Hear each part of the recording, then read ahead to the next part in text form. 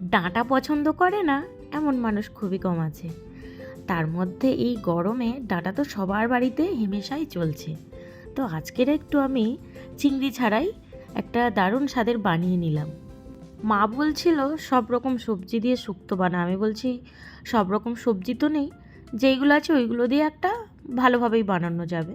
তো টমেটো কুচি কুচি কেটে নিয়েছি, পেঁয়াজ কেটে নিয়েছি, আলু আর গাজর আর সজনে ডাঁটা ভালো একদম ফ্রেশ ডাঁটা ছিল, তো সুন্দর করে কেটে ধুয়ে নিয়েছি। বেগুনও কেটে নিয়েছি। তার সঙ্গে যেটা লাগবে সেটা হলো বড়ি। এই বড়ি দিয়ে আমার যে কোনো তরকারি খুবই ভালো লাগে। তো সব কিছু এখানে দেখতেই পাচ্ছ, এই কটা উপকরণ আমি নিয়েছিলাম। আর কড়াইতে সামান্য পরিমাণ আমি তেল দিয়ে দেবো। তারপরে কি করব, তেলটা দিয়ে ভালো করে আমি বড়িগুলো হালকা করে ভেজে নেব। বড়িটা একটু ভেজে নিলে ভালো, নাহলে কাঁচা বড়িটা ভালো লাগে না। এটা আমার মতো করে আমি করেছি, তো সেটাই তোমাদের সাথে শেয়ার করছি। তোমাদের যদি ভালো লাগে তো ভিডিওটা কন্টিনিউ করো, আমার রান্নাটা একটু দেখতেই পারো একদম অল্প তেলে। আর তেল তো খাওয়া আমার বারণই আছে, কিন্তু তাও কি করব বলো, এই সমস্ত রান্না তো আর সেদ্ধ খেতে ভালো লাগে না, তাই না বন্ধুরা? তোমরা কারা কারা তেল কম খাও সেটা কিন্তু আমাকে কমেন্টে জানিও। বড়িটা দেখো আমার ভাজা হয়ে গেছে, এবার বড়িগুলো আমি তুলে নিচ্ছি। বড়িগুলো আমি সবগুলো এক করে তুলে নিলাম। এই কড়াইতে আমি এক চাপা শুধু তেল দিলাম। এই তেলেই কিন্তু আমি সবজিগুলো সব কেমন কেমন করে ভাজা করছি, তোমরা একটু দেখো। তো এর মধ্যে আমি কি করব, একটু ফোড়ন দিয়ে দেবো। কি ফোড়ন দেবো বন্ধুরা? জিরে আর একটু কালো সর্ষে ফোড়ন দেবো, এটা আমার মতো করে। দেখো, জিরে আর কালো সর্ষে ফোড়ন দিয়ে দিলাম, দিয়ে একটু নেড়ে চেড়ে নেব। এই পর্যায়ে আমি কেটে রাখা পেঁয়াজ কুচিগুলো দিয়ে দিলাম। পেঁয়াজগুলো একটু হালকা করে ভেজে নেব।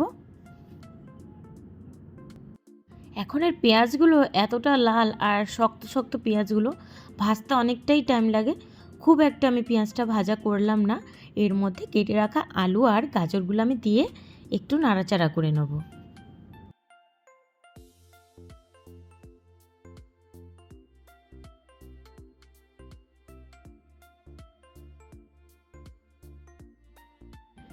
এবার আমি বেগুনগুলো দিয়ে দিলাম। বেগুনগুলো এইভাবে একটু হালকা করে ভেজে নেব। দেখো, আমি কিন্তু একবারও আর তেল ইউজ করিনি, ওই যেইটুকুনি তেল দিয়েছি ওটাতেই আমি সব কিছু করছি। তেল বেশি হলে তরকারি টেস্টি হবে, তেল কম দিলে তরকারি টেস্টি হবে না, এটা সম্পূর্ণ ভুল ধারণা। এটা হয়তো আমার প্রথম প্রথম মনে হতো, কিন্তু এখন আমার একদমই মনে হয় না। যে তরকারি করার একটা আলাদা টেকনিক জেনে নিলে তেল বেশি লাগে না। তো দেখো বন্ধুরা, সবজিগুলো ভাজা হয়ে গেছে, ওর মধ্যে আমি কাঁচা লঙ্কা আদা বাটাটা দিয়ে দিলাম। এবার এক এক করে আমি শুকনো মশলাগুলো দেবো। জিরে ধনে গুঁড়ো মিক্স করা থাকে আমাদের বাড়িতে, তো ওটা আমি দিয়ে দিলাম। এবার দিয়ে দেবো হলুদ গুঁড়ো, এই মশলা। আর তেমন কিছু বেশি মশলা আমি দেব না। তো এবার ভালো করে একটু নাড়াচাড়া করে নেব। গ্যাস একেবারেই লো ফ্লেম করা রয়েছে। তার মধ্যে দেখো মশলাগুলো কত সুন্দর কষানো হয়ে যাচ্ছে, সবজিগুলোর সঙ্গে মিশে গেছে। আর দেখতে এতটা কালারফুল লাগছে, মানে কি বলবো। তরকারিটা তো আমি আগে খেয়ে নিয়েছি, আর পরে আমি ভিডিওটা এডিটিং করছি, বলতে গেলে খুবই ভালো হয়েছিল। তো এবার আমি কেটে রাখা টমেটো কুচিটা দিয়ে দিলাম।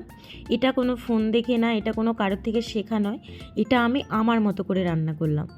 তো তোমরা এরকম করে যদি একবার বানিয়ে দেখতে পারো, সত্যিই কিন্তু বলছি, বিশ্বাস করবেন, আমি নিজে রান্না করেছি বলে না, বাড়িতে মানে মা বলছে কি ভালো হয়েছে। মা তো অনেকগুলোই খেয়েছে আর আমিও অনেকগুলো খেয়েছি, তারপর আমার বোন এসেও খেয়েছে, শুধু শুধু মুখে।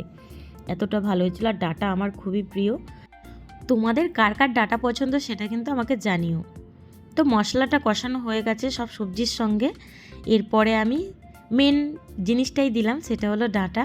ডাঁটাগুলো সত্যি বলতে একদম টাটকা ছিল, মানে সদ্য গাছ থেকে পাড়া ডাঁটা। ডাঁটা খাওয়া শরীরের জন্য খুবই ভালো সব দিক থেকে, এই গরমের জন্য। তারপর চৈত্র মাসে তো এমনিতেই ডাঁটা খেতে হয়।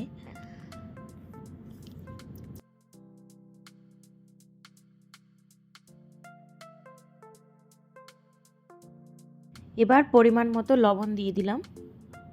তোমরা তোমাদের স্বাদ মতো লবণ দিও।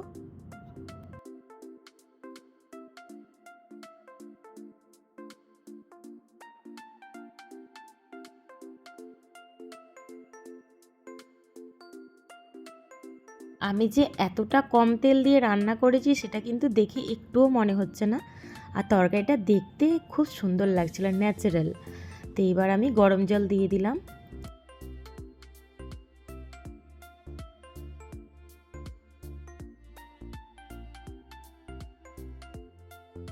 সবশেষে দিয়ে দিলাম ভেজে রাখা বড়িগুলো, দিয়ে এবার একটু উল্টে পাল্টে নিয়ে ঢাকনা দিয়ে হতে দেবো।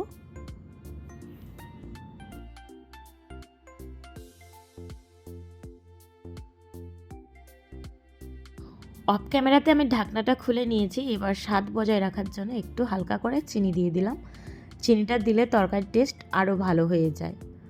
তো দেখো আমার তরকারিটা প্রায় রেডি। এবার আমি গ্যাসটা অফ করে দেবো আর একটু ঝোলটা টেনে নেব।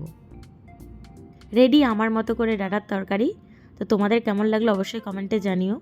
অনেকে আছে স্কিপ করে দেখেছো, অনেকে আছে পুরোটাই দেখেছো, আবার অনেকের খারাপ লেগেছে, অনেকের ভালোও লেগেছে। তো তার জন্য সবাইকে অনেক অনেক ভালোবাসা।